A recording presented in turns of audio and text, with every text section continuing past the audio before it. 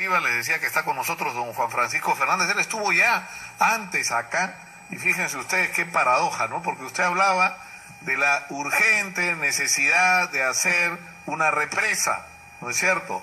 Que era la represa de la Calzada, que lo que debía hacer era, digamos, tecnificar el manejo de las aguas del río La Leche. Nunca se hizo. Nunca se hizo, mi querido Nicolás. Un agradecimiento de toda mi gente porque está sufriendo.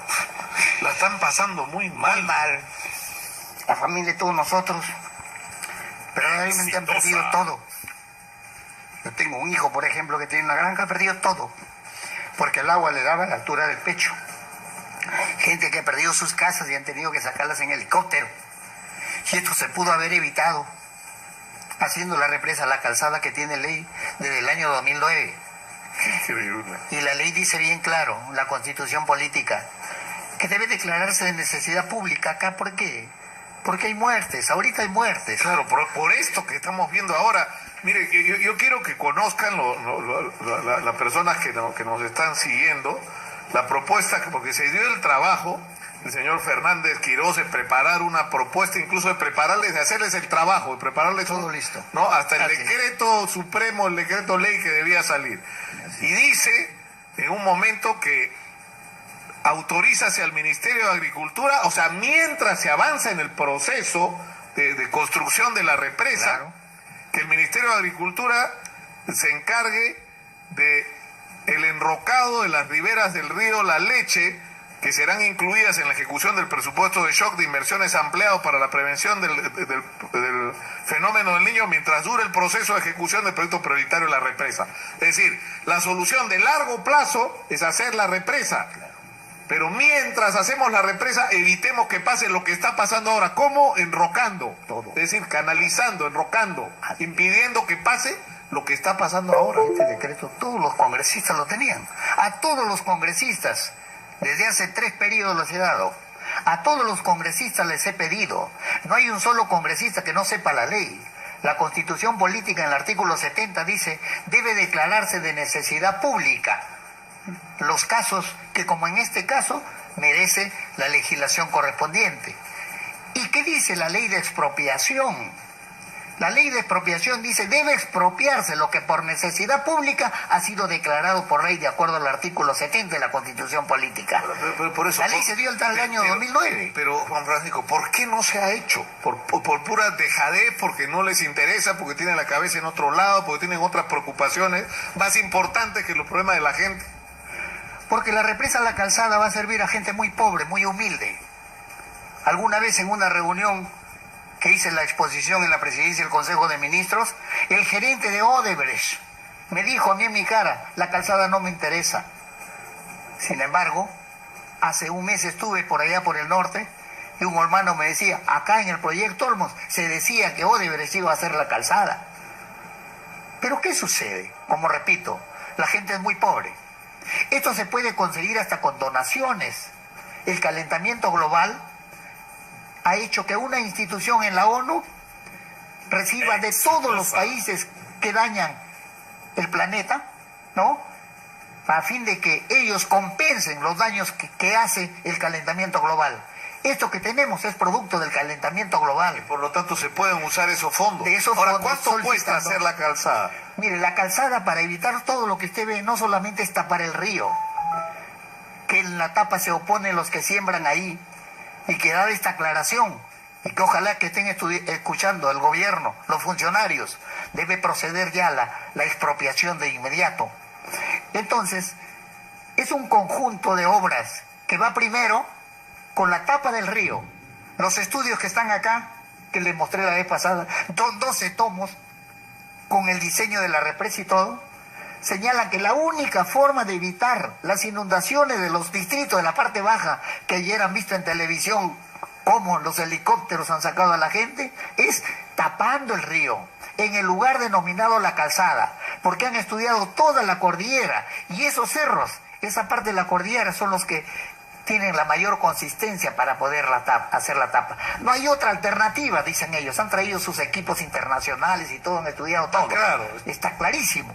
Y además de eso, dice, en fenómeno del Niño, la calzada no va a ser suficiente. El agua que va a venir en demasía con un curso, un sardinel que se va hacia Pacora, allí hay una ensenada como Tinajones, hacer un reservorio. Un reservorio. Y en los afluentes del río La Leche, que son dos, el Moyán y el Sangama, hacer dos presas chicas para que sirvan de sedimentadores y no pase el barro y malogre la calzada en 10, 15 años. Y además, aparte de La Leche, más abajo de la calzada viene un río que en este momento, por ejemplo, lo que sobra de Tinajones viene por un río que se llama el Sanjón. Y es una barbaridad de agua. Se une esto más lo que viene de la leche, produce lo que ayer hemos visto, ¿no? Lo que ayer hemos visto todos estos días. Todo lo que usted describe es lo razonable, es decir, no puede ser que estemos viviendo los mismos problemas con la naturaleza que vivían en los tiempos del señor Zipán, ¿no? Porque ¿para qué ha avanzado la humanidad, la tecnología, para que seamos así esclavos de la naturaleza? Oiga, eso está claro, mi querido Nicolás. Que no haya capacidad para poder evitar eso, teniendo estudios desde el año 2000. Ahora, yo le preguntaba, Juan Francisco, ¿cuál es el costo de todo eso? Exactamente, con esa represa del Sanjón, que sería la represa Chaparrí, todo costaría 200 millones. ¿Cómo? De dólares. La presa, la calzada, que es la tapa, cuesta 72 millones. Calicantro está 40 millones aproximadamente. Serían 110 millones. Las dos tapas de los ríos de la parte de arriba para que contengan el agua en la parte más alta cuestan 30 millones. Claro, pero eso cuando uno escucha estas cifras, todo el contexto, dentro del dinero que se está moviendo en estas obras increíblemente sobrevaloradas, resulta razonable no solamente por el daño que es decir, vas a evitar, es decir, por la pérdida que si uno acumula ya de lejos debe haber superado en todos estos años los 200 millones, sino por el uso racional del recurso del agua, ¿no? ¿Qué es lo que te va a permitir el represamiento? ¿Qué sucede? Que esa zona no tiene agua regulada como lo tiene Tinajones, Ferreñafe, no tienen. Ellos en verano cuando llueve un poquito siembran, después no hay todo el año. Y esa agua que se pierde hoy día serviría para solucionar la pobreza de 15.000 hectáreas que están disponibles para la agricultura y una ampliación agrícola de 10.000 a 15.000 más. Con eso se combatiría la pobreza que tú conoces la zona. Esos pueblos alejados, lejos de Chiclayo, viven en miseria. No tienen comercio, no tienen un hospital donde se atiendan. Allí muere la gente porque no hay una emergencia. En un mercado mayorista hay que venir hasta Chiclayo para perder todo un día para proveer a todos esos pueblos. Yo tengo un proyecto que es la ciudad intermedia para ver si de alguna manera se soluciona conjuntamente todos esos pueblos en un centro motor, que usted como estudioso debe haber escuchado. ¿Qué cosa significa integrar todos los pueblos lejos de las grandes ciudades, ¿no? Pero ¿qué es lo que pasa además en todos lados? Y ya en el caso extremo en Lima, o sea, no puede ser que para muchísimas enfermedades y exámenes haya que venir hasta Lima, ¿no? Es absurdo. Así es. Ahora, llama la atención, o sea, por ejemplo, a mí me dejó impresionado lo que ha pasado acá saliendo de Sullana yendo hacia Talara, ¿no es cierto? Sí. Esta especie de laguna que se ha formado, que ha la segunda bloqueado, que ha bloqueado la Panamericana, y el presidente Kuczynski, que está ahí al frente, dice: yo me comprometo que en abril va a estar el proyecto para hacer el puente. En enero del próximo año en abril del próximo año se va a empezar a construir, y dentro de 2 años acá va a haber un puente y ya no vamos a sufrir por esto. Lo increíble es que tenga que venir el presidente Kuczynski ahora a hacer algo, y yo no entiendo cómo eso se está discutiendo ahora cuando uno ha tenido todo un proyecto para enfrentar la emergencia y donde era absolutamente previsible que esto iba a pasar, pero una cosa mucho más grave aún: ¿cómo es posible que se haya hecho una obra? Yo he insistido sobre eso en los últimos días, ¿no es cierto?, con la Panamericana Norte, que no haya contemplado ese tema. Es decir, ¿cómo diseñas tú una autopista, una carretera, y no tienes en cuenta que ahí va a haber inundaciones y que necesitas hacer un puente? ¿Dónde está la ingeniería? O sea, no, ahí es para ahorrar, o sea, eso es para, ¿no es cierto? Ahora, mire, Nicolás, los viejos decían, nuestros antiguos, el agua conoce su camino.